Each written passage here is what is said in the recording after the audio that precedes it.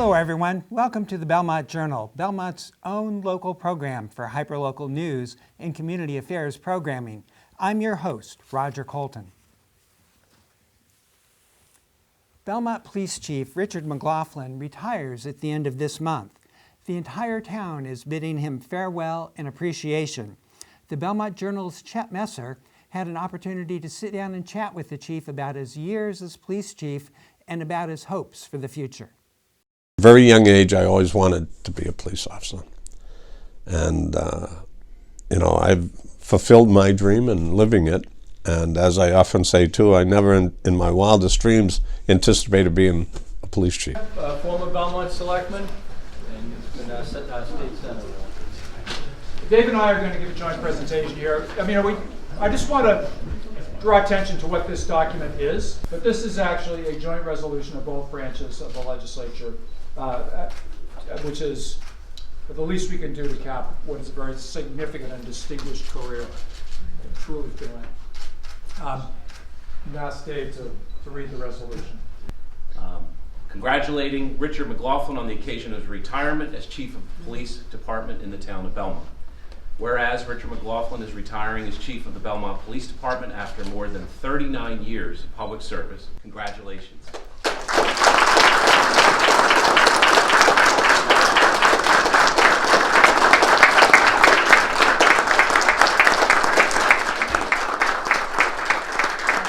Vice Chair of the Select Board, Adam Dash, is going to speak next.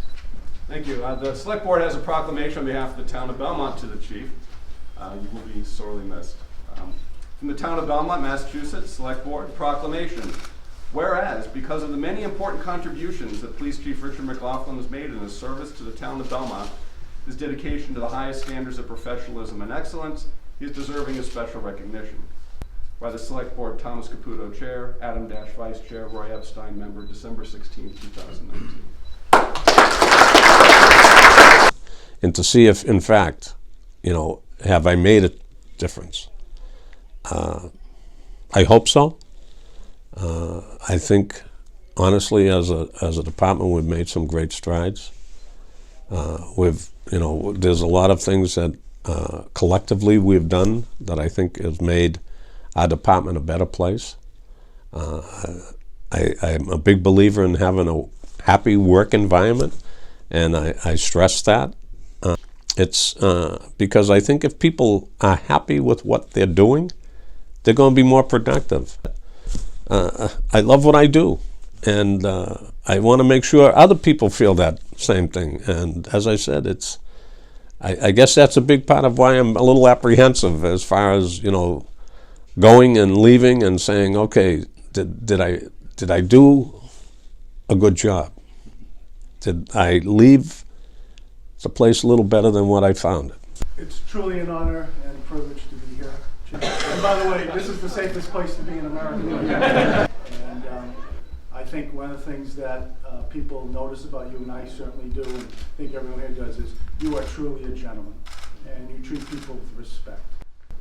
You use public safety to reflect who you are, which is to help people.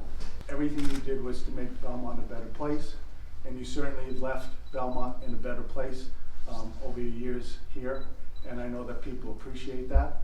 So with that, I truly will say, may you have a very long, happy, and healthy retirement.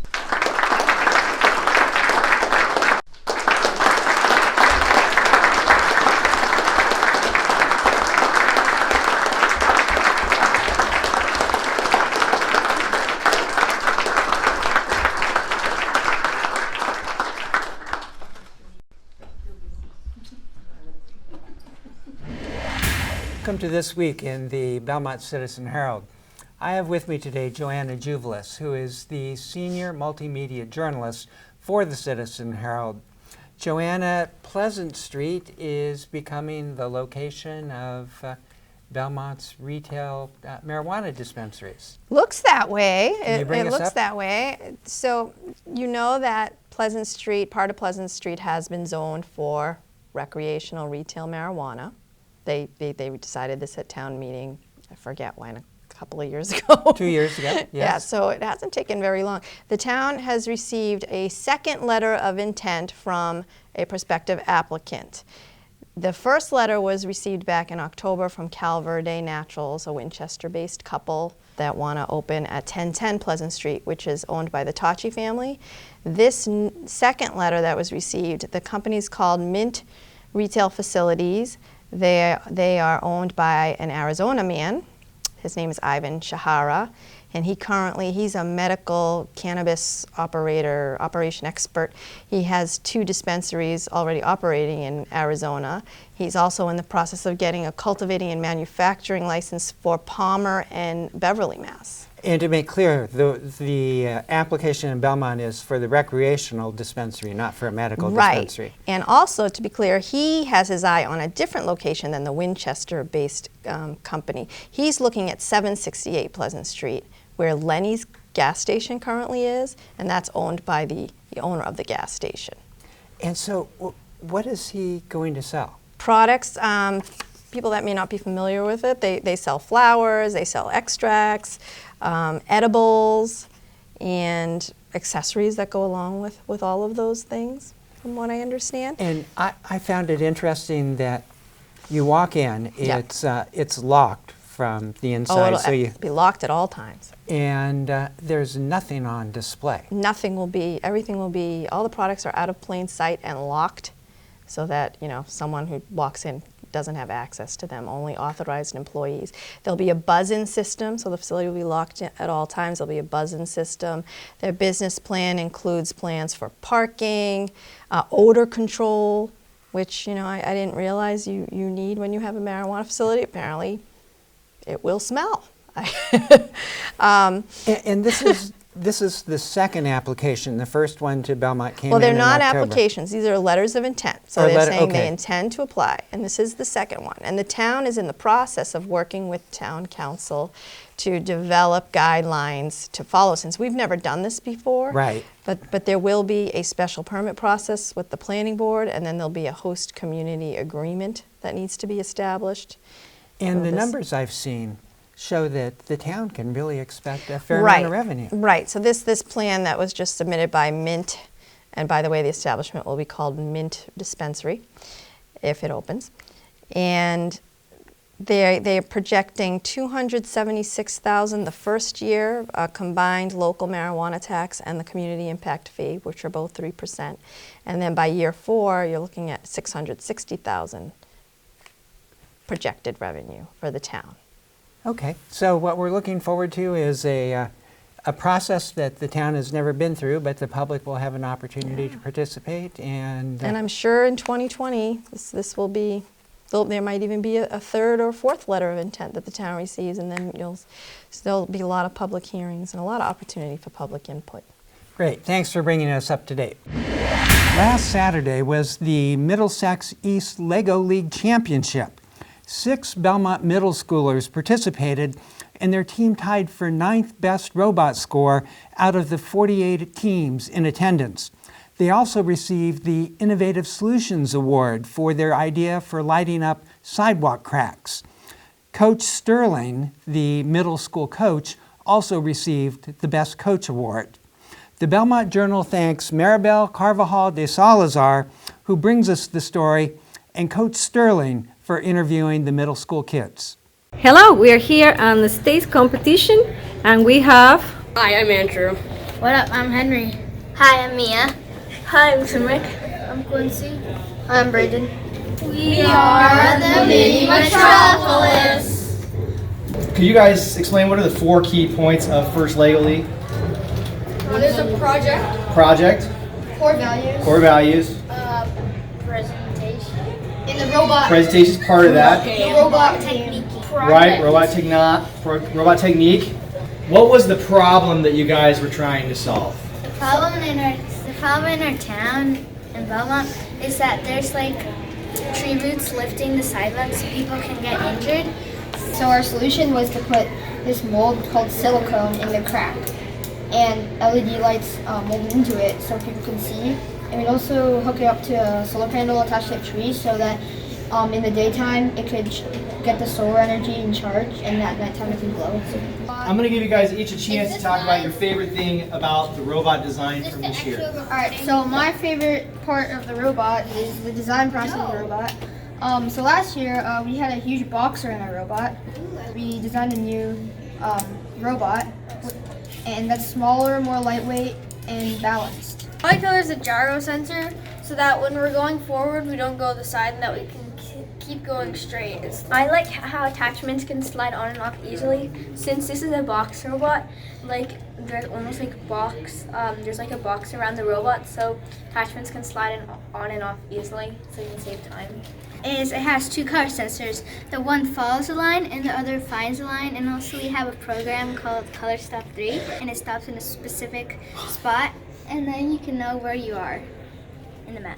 My favorite thing about the robot is my attachment called the Hydro Flask Combo, and it has 3 missions in one. My favorite thing about the robot is that we made a program to make it go straight, so that if it goes off course, it corrects itself. And like, if you smack it, it will just like correct. And it's really cool to have, because if you're going like, say, there's like a bump in the mat, it might knock you off course. Then it gets back on course. Hello everyone, welcome to This Week in the Belmontonian. I have with me today Franklin Tucker, the editor and publisher of the Belmontonian, Belmont's online source for hyperlocal news. Franklin, we're at the beginning of a new year. What do you think is going to be at the top of the list of issues to be talked about? Well, it's going to be a pretty interesting year, I think, in Belmont in 2020. And I think the most significant forecast I can make is that we're going to be talking a lot about the override. And that is an override in November of 2020 for about $6 to $7 million in operating expenses. This just shows that Belmont is a community that really has a structural deficit. We really don't have the commercial spaces that a Lexington or a Watertown have that can basically, fill your budget. So we have to go. And we're constrained by Proposition 2.5. And when you say this a structural deficit, you just mean that costs increase at a rate higher than revenues. That's right. We're limited in what we can do in terms of raising taxes up 2.5% over the total value what's in the town plus new construction. We do have new construction going on right now over at Cushing Village, of course, but we won't see anything in terms of at the next big development, which is over at the McLean's. So we won't see anything come from that. Okay. We have elections coming up. That's right. We do, and it's going to be, I think, a quiet year. I don't think there's anybody who is going to be challenging some of the major seats, such as Adam Dash will likely run. There are 2 school committee seats. Kate Bowen is running for one. There's an open seat. But other than that, I don't think somebody's going to challenge Floyd Carmen for treasurer or Mike Whitmer for moderator. Although with moderator, it would be interesting to see if somebody would want to take that challenge, because I think that would be a And heavy Mike lift. Whitmer is running for re-election? He has. I actually signed his paperwork, so okay. So he's running. He's up and running. And while we're talking about Mike, what about town meeting? Is there I think what we're going to see at town meeting is that we're going to see the beginning of activism by groups that want to see change or want to see a position move forward rather than waiting for the select board or waiting for the town to move on something. I understand that the Energy Committee is which I chair for that's right. full disclosure. Yes, we'll be coming forward with a proposal on carbon, on reducing the carbon footprint in Belmont by following what some communities are doing, such as Brookline, and that is saying no to any new gas hookups. Now, I talked to somebody who is quite on the left side of the scale, and when I told him that proposal, his mouth just opened up and he was going like this. So that might be a bit of a push for town meeting to move forward on that. But it's something that I think we'll see much more of in terms of maybe affordable housing, maybe making affordable housing much more prominent. We saw that in terms of the McLean's. Yeah, and McLean, is McLean on your list?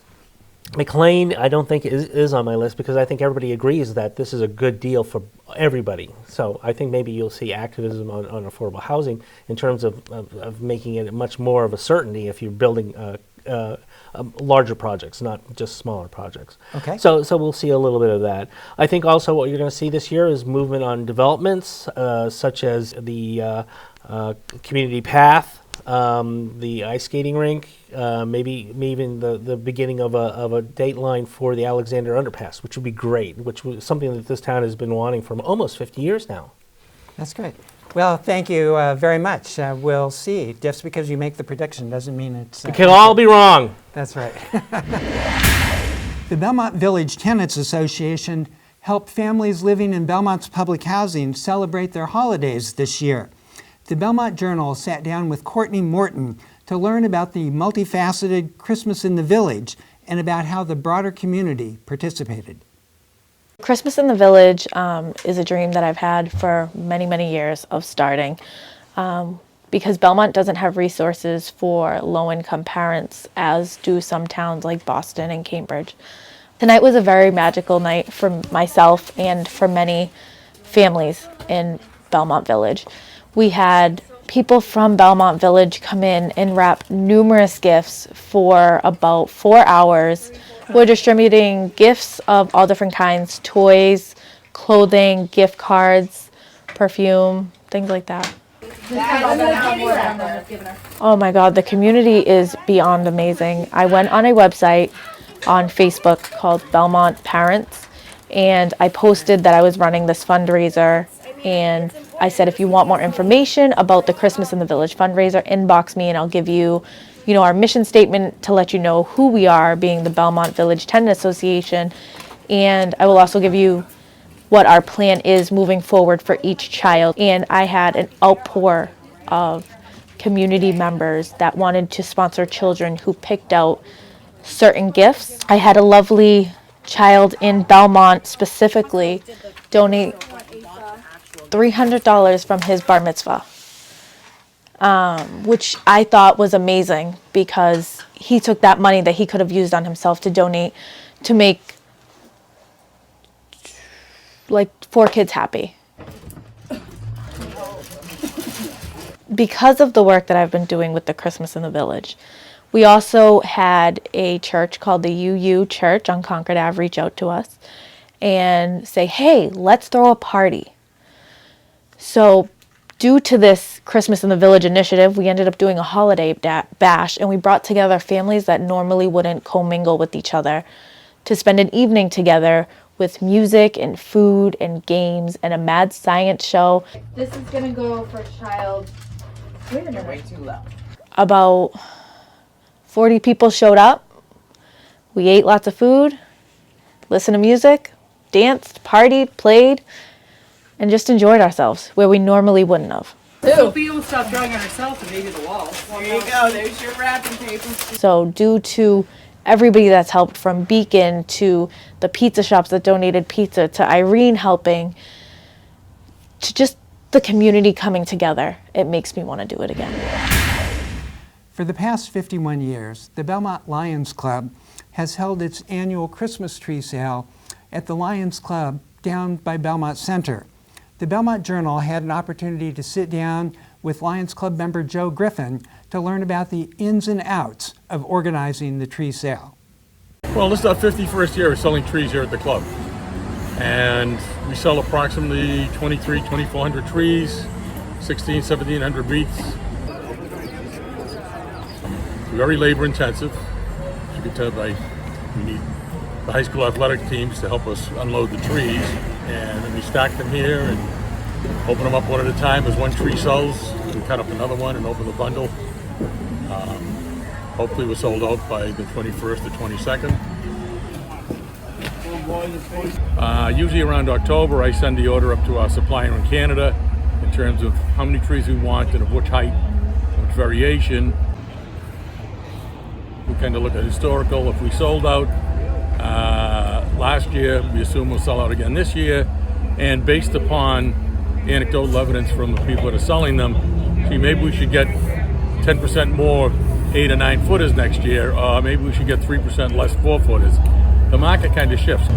So it's a balancing game every year, and I just try to guess correctly. The Christmas tree sale, number one, provides us with a great source of revenue. It's our biggest fundraiser. And from that, we give money back to the community in terms of scholarships to the high school students. We support some of the athletic teams.